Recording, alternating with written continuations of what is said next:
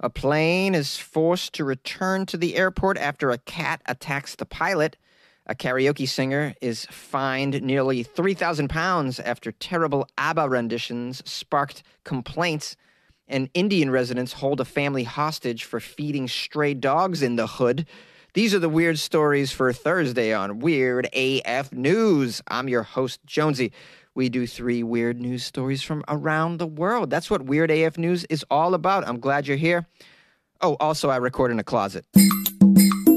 Hey, mainstream news. Listen to Weird AF News with Jonesy. A plane is forced to return to the airport after a cat attacks the pilot. How did the cat get in the cockpit? A Sudanese passenger plane was forced to make an emergency landing after a cat entered the cockpit and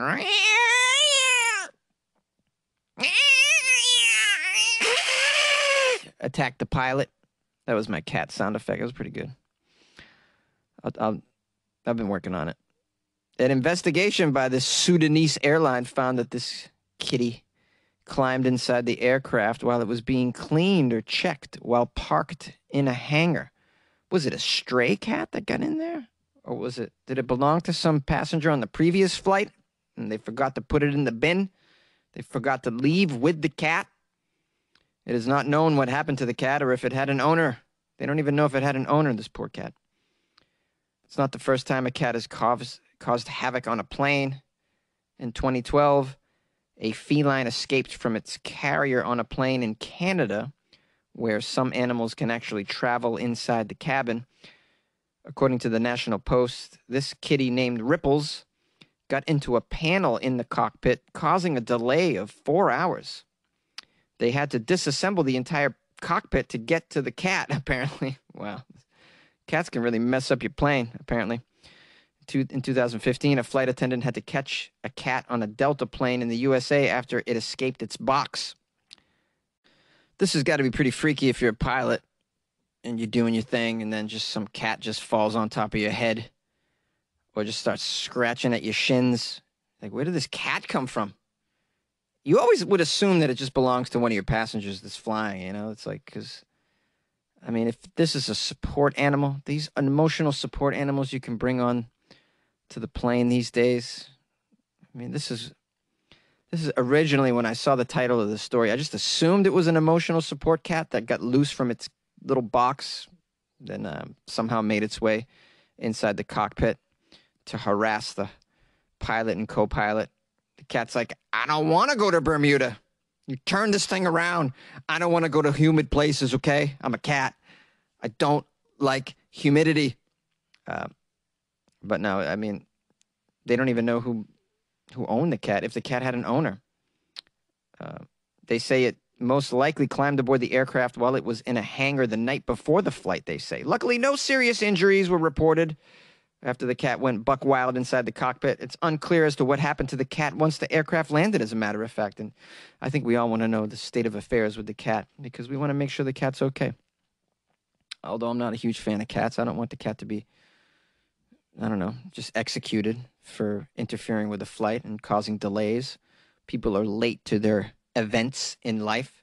You never expect to be grounded by a cat, you know, if the plane turns around. You never like that. Oh, that's probably a cat in the cockpit. No, you usually think it's like worse than that. You know, I'd be very upset if a cat caused me to miss my best friend's wedding or something. I don't know.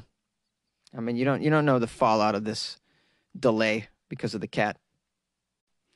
I mean, given the state of affairs right now with emotional support animals, just be glad it's only a cat, because I once saw a photo of an emotional support miniature horse that was on a plane. You could Google this. Miniature horse on the plane, support horse. Yeah.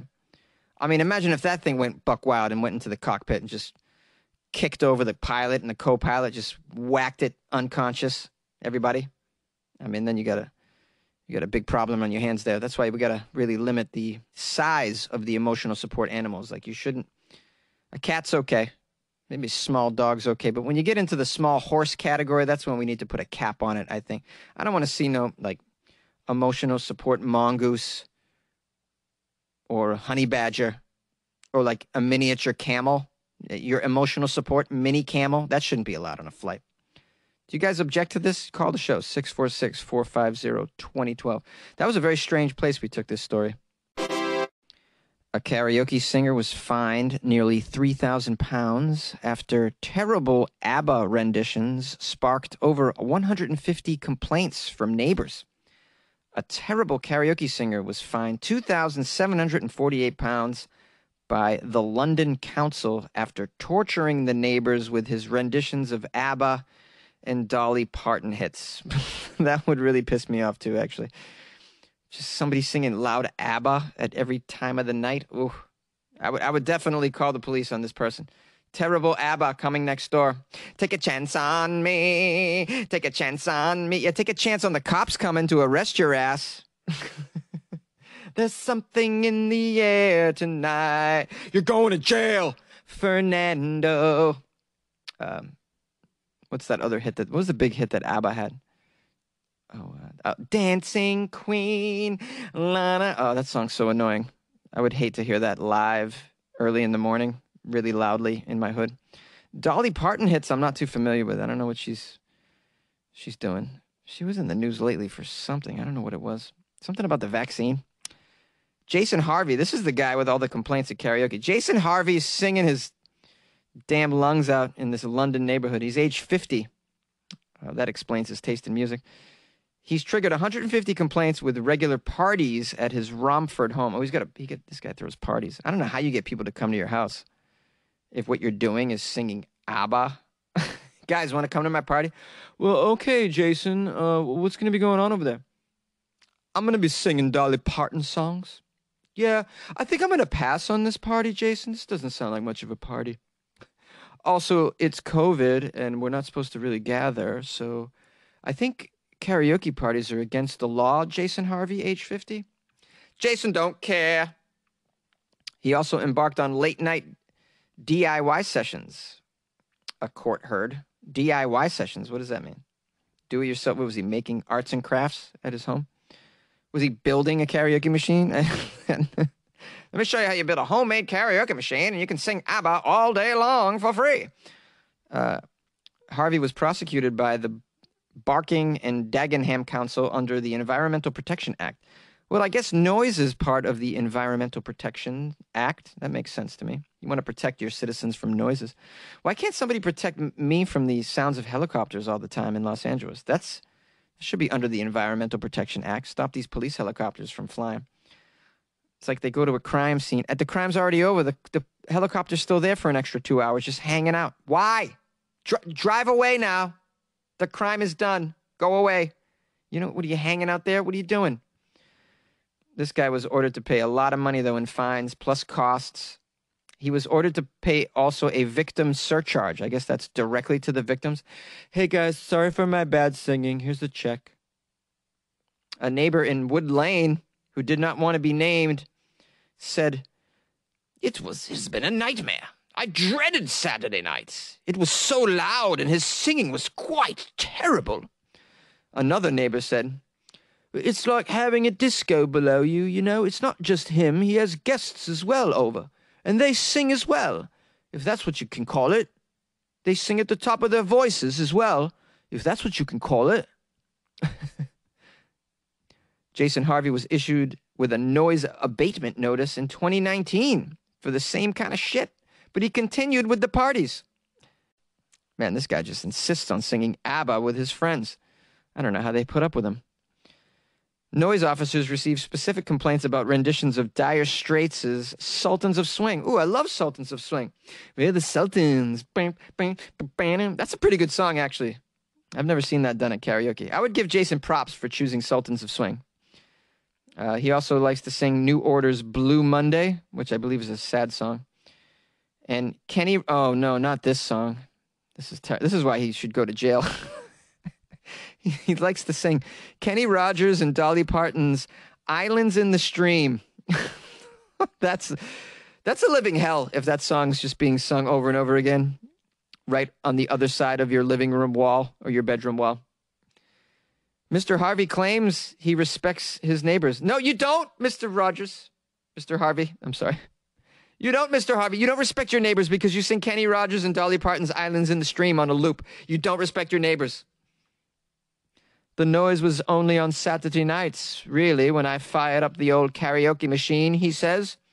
That's his defense. Only on Saturdays you have to listen to Islands in the Stream.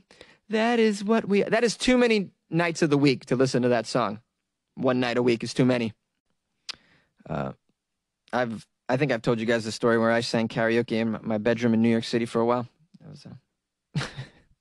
Those were the days. I didn't sing these terrible songs, though. I sang some good shit, man. I know what to do. You know, Poison by BBD. That's the jam right there.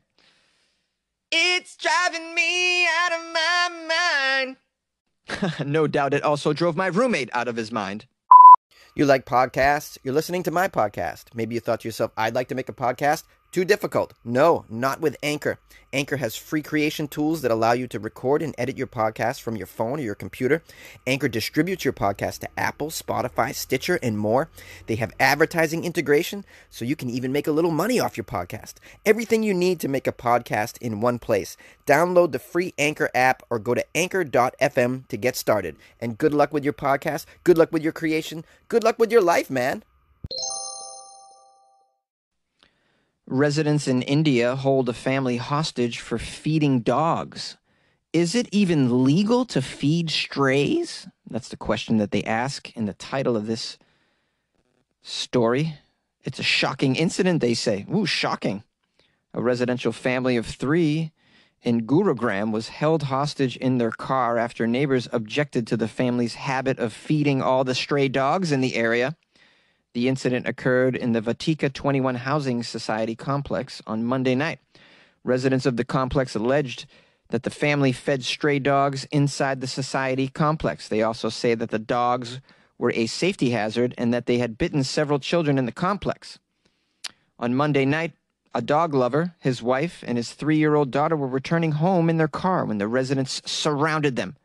They blocked them from entering the community, essentially locking them in their car and holding them hostage. The videos have since gone viral. A crowd of residents can be seen chanting slogans like, Bahar Nikalo Kuteko. Bring the dog out. Bring the dog out. Bahar Nikalo Kuteko. Bring the dog out. Did I say it right? I don't know. The residents of the apartment said that they decided to protest after the dogs bit several children. One of the strays had recently bit a resident, causing unrest in the society. Ooh, it caused unrest, this dog bite. It's a big-time dog bite bringing down the community. I mean, I don't know what it's like in India. I mean, how many stray dogs are there? There must be a lot in India, I'd imagine. I don't ever want to go to this place, India. No way. I don't know how they live like this. Stray dogs just running around everywhere. It just seems out of control. Too many people. Too many people. Too many. Just Google, like, Bombay Street. Just look at the people. It's enough to make your head spin. I mean, I don't like being around people as it is. I just can't handle that kind of population. I lived in New York City for 10 years, too, so that tells you how crazy India is to me. According to the media, the police were called into the situation, but no complaint has been lodged in the matter. The family didn't even complain that they were kept hostage. I would at least complain about that. But like, you could have left a note on my door, guys. You didn't have to hold my family hostage.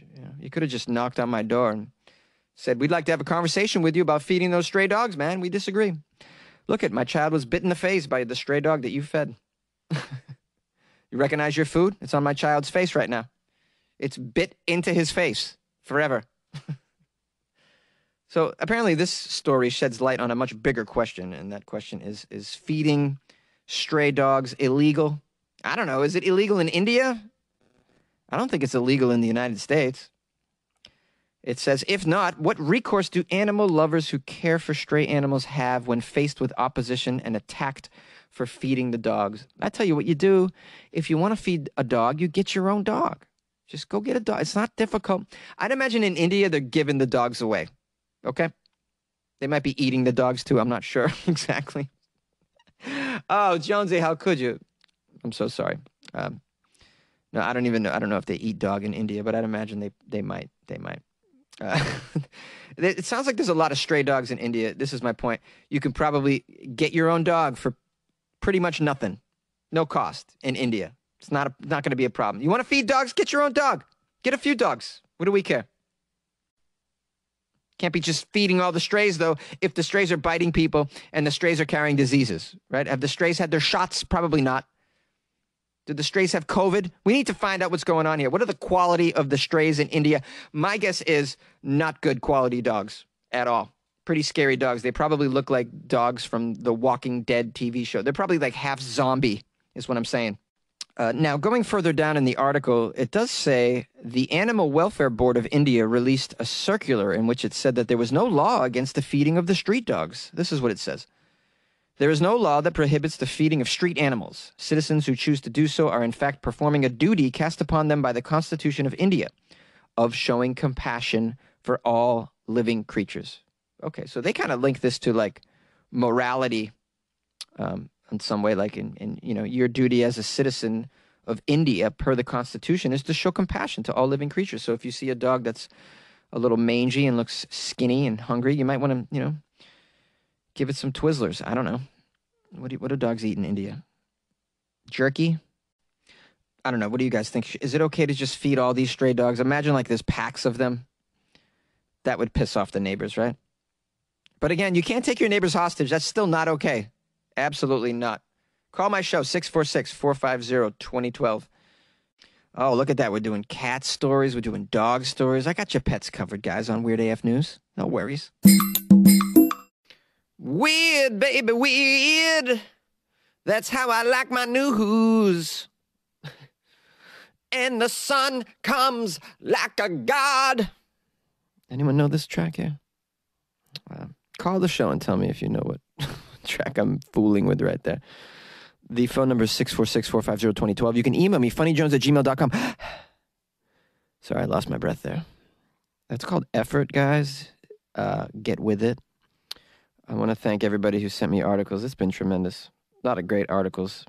Also, some superstar just joined the Patreon as well. I want to give a shout out to Jam Atwood. Seriously, the first name is Jam, J-A-M. What an amazing name. Like, if my name was Jam, I just have such self-esteem. I just would. No, the name's Jam? Yeah. Yeah, you know what that means. All right, enough said. Jam Atwood. I'm so grateful that you joined the Patreon, Jam Atwood. Please enjoy the extra content that's... well, the Patreon is bursting at the seams with extra content. I mean, where do I begin? I highly recommend the latest weird treat review that I made on video because it's very funny. I think you guys would enjoy that. And if, of course, any of you want to send me a weird treat to try, please reach out to me. We can make that happen. I specifically would like to try things from other countries, if you got it. I'm pretty much familiar with all that I have to offer in the U.S., although sometimes I am surprised, genuinely. But yeah, stuff from around the world is what I'm really digging, and I would like to try. No nuts, please. No nuts. Daddy's got an allergy. All right. Daddy doesn't need to go into anaphylactic shock today. Okay. Yeah, can't get shit done under the anaphylactic shock situation. Okay, my eyes close up. My lips get too big. I can't speak. My throat. I mean, let's not even get into what happens to my throat. Are you trying to kill me? Is that what you're trying to do? All right. What else? Oh, if you'd like to join the Patreon, just like Jiggity J.M. Atwood, the rock star, then it's pretty easy. Go to patreon.com/weirdafnews. Pretty easy, right? Or even easier, go to weirdafnews.com and click on the link. Pretty cool. And actually, at weirdafnews.com, you can do some other things, too. Like, you could submit an article. You could buy me a cup of coffee. You could just, I don't know, you can drop me a line and say, what up? Tomorrow is Friday, as you know. That's Florida Fridays. So please take advantage of my email and the submission link at weirdafnews.com to send me whatever Florida stories that you have that you think might be okay.